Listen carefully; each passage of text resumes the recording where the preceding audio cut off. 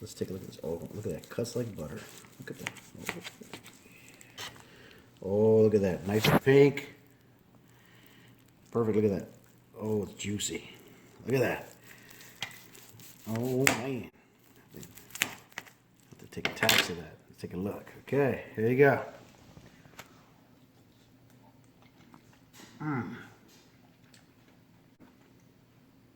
Smoked prime rib.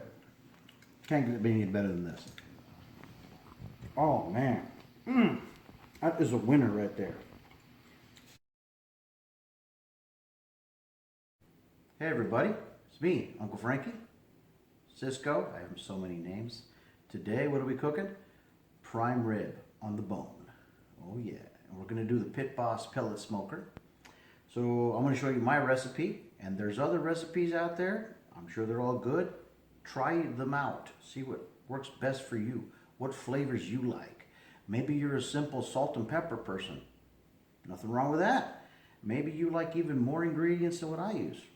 That's good too. Give it a shot. See what you think. But as always, please be safe out there. I appreciate the thumbs up. If you like this video, give me some positive feedback. Thank you. And away we go. And hi-ya! Look at that. With one chop of my hand, I chopped the meat off the bone. No, I'm just kidding. It already came like this from the butcher. So you can separate it if you want to. You can also leave the bone on if you want to. Give it a shot, see what you think. Now, if you take the bone off, the positive side for that is you're able to season both sides of the meat. Okay? Some people will tie this back up and cook it together. You can do that, absolutely. Or, what I do is I actually smoke them on different levels. So I'm going to put my smoker, 2 different racks, put the bones just underneath this, so that this protects this from any too much flames or too much heat, okay? Also, this is a lot thinner. This is gonna cook faster than this, right? So after a little bit of my time, I'm gonna keep an eye on this guy. Once it's ready, I'm gonna eat it. It's a great snack, okay? Or you take it off, put it up there, and you eat it later on. You serve it to your guests or family members. You can also take this, make a soup out of it. Please don't throw this away. This is good stuff. Okay. Now on to my rub. So again, there's a lot of different rubs out there. This is just my version. So it was really simple. Since this one is an 8-pounder, it turned into 8 teaspoons of salt, 4 teaspoons of black pepper, 2 teaspoons of garlic powder, 2 teaspoons of onion powder, 2 teaspoons of paprika, and 1 teaspoon of Italian seasoning. So you see the ratio there? So adjust that per you. Now, of course, you could get a roast that's taller and shorter. You could get a roast that's longer. So you don't have to use all the seasoning, but you want to make sure you get a good coating. And again, that's one of the positive things about it being separated from the bone. You can season both sides. So before seasoning, I'm going to use a binder. Now, some people use binders, some don't. Some just put a little bit of water on it, and then all the seasoning sticks to it. That's okay.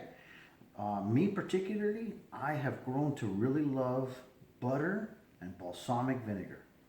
So I take 2 tablespoons of butter and 1 tablespoon of balsamic vinegar. So you get this lovely, and it smells good. I mean, just this by itself, you know, you could eat this stuff, you drink it, take a bath in it. It's good stuff. Anyways, this is just to kind of get the meat moist so that the seasoning sticks to it. So you just go ahead and just pour a little bit on here. Just a little bit, see? Not a lot, just a little bit of something. And a little bit here. Look at that, see? Just a little bit, not too much. Okay. Now this hand is dirty, this hand's clean. So let's go ahead and season it.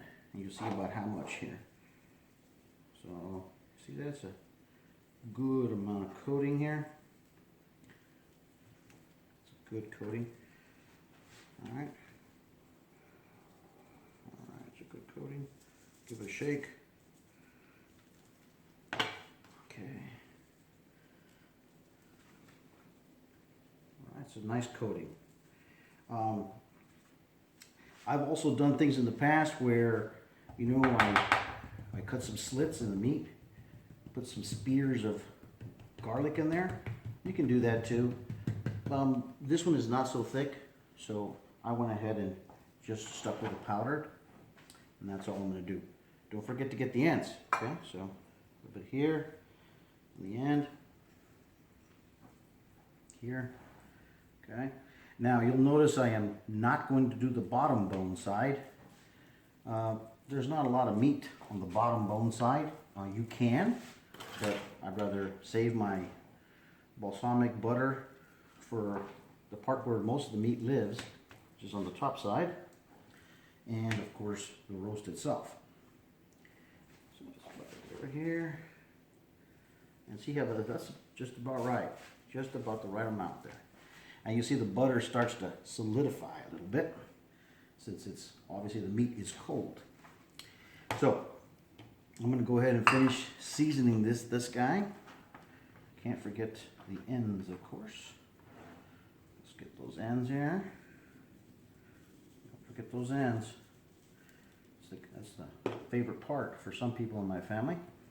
Look at that right there. Okay. Oh, so speaking of the fat, this one was already pretty trimmed out. If you buy one that has a lot of fat on it, you want to cut some of that off. You want about 1/4 inch to 1/2 inch at the most, okay? It's kind of like the same rules as brisket. You want some fat for flavor, but if you have too much of it, you know, I mean, unless you want people gnawing on giant pieces of fat, which most people don't really want to do. Now, you'll notice I'm not going to use it all. So I'm going to get most of it on here, and then as my meat is going through the process, when it's about 60-70% through out to the smoker, I'm going to give it another dusting. So you don't have to use it all. You can save some for later. And like I said, if it turns out that it's too much seasoning for you, let's say you make it once or twice, you can always come back and say, okay, this time I'm only going to use half of it, you know? So the ratios that you use, it's all up to you. Okay, coming out nicely. So I've seasoned all the sides to make sure I got those ends. I still got probably a good, let's say, 20% of my rub left, right? Like I said, I'm going to give it a good dusting when it's on the smoker, because, you know, as you move things around, some of the rub comes off. You want to make sure you recoat those bald spots. So got this guy in here, you know, give one last pat, get those, get that rub rubbed in, right? And I'm going to go ahead and put this, like I said, I put in the freezer, or you can put in the fridge for a couple of hours. Try it out, see what works best for you. I've found it's about, you know, a good happy medium, because we can't wait all day to cook stuff sometimes. We're busy, I understand. So for me, I found about putting it in the freezer for about 20 minutes, or putting it in the fridge for a couple of hours is about enough. You know, you want that, you know, rub to work some love into the meat. At the same time, you don't want to overdo it, you know, because salt can extract some of the moisture out. So you got to be careful. It's a balance you got to do here. Now you saw this rub didn't contain that much salt. There's other rubs out there that contain much more salt. Be careful with those, because if you leave those too long, they will subtract all of the moisture out of your meat, and you end up eating, you know, leather. Okay, so I'm going to put this guy in the freezer now.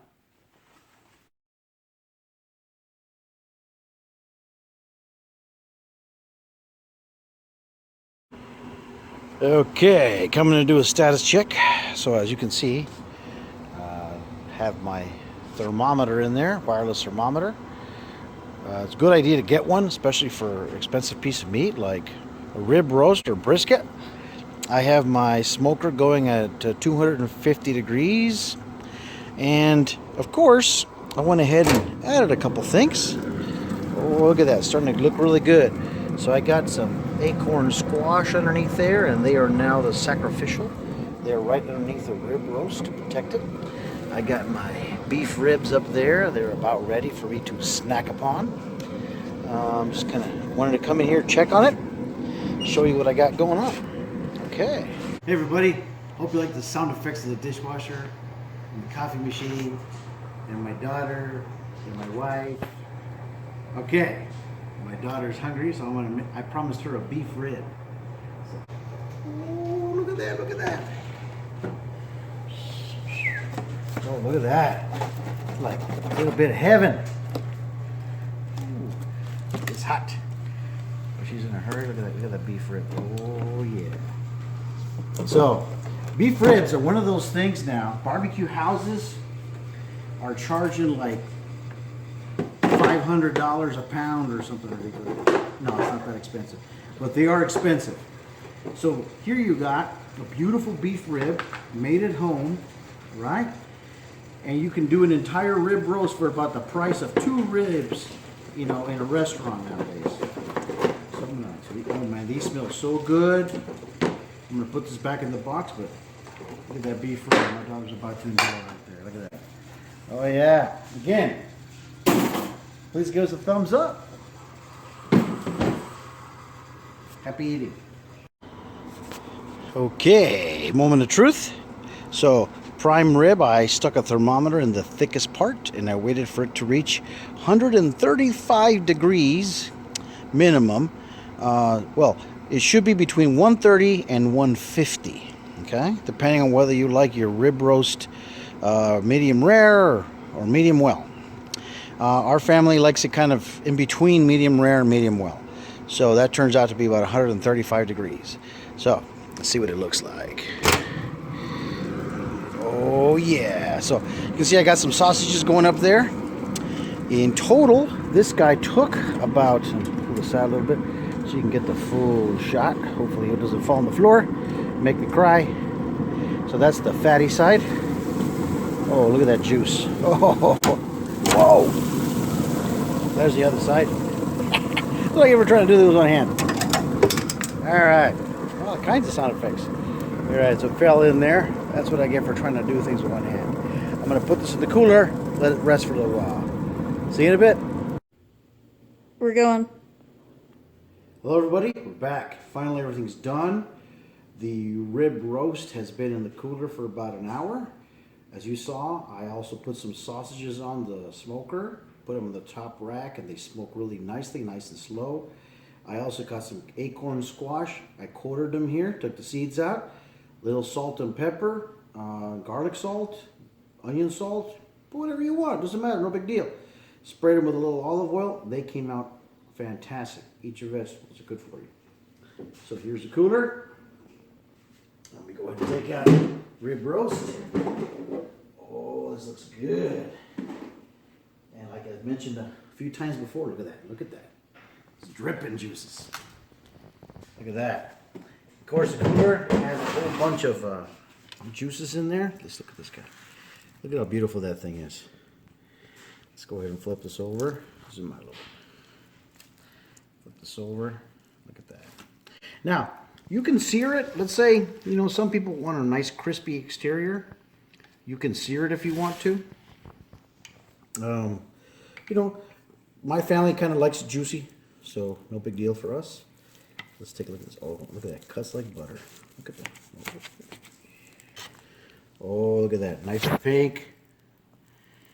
Perfect. Look at that. Oh, it's juicy. Look at that. Oh, man. Have to take a taste of that. Let's take a look. Okay, here you go.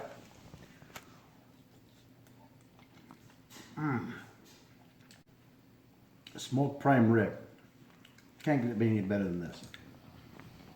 Oh man, that is a winner right there.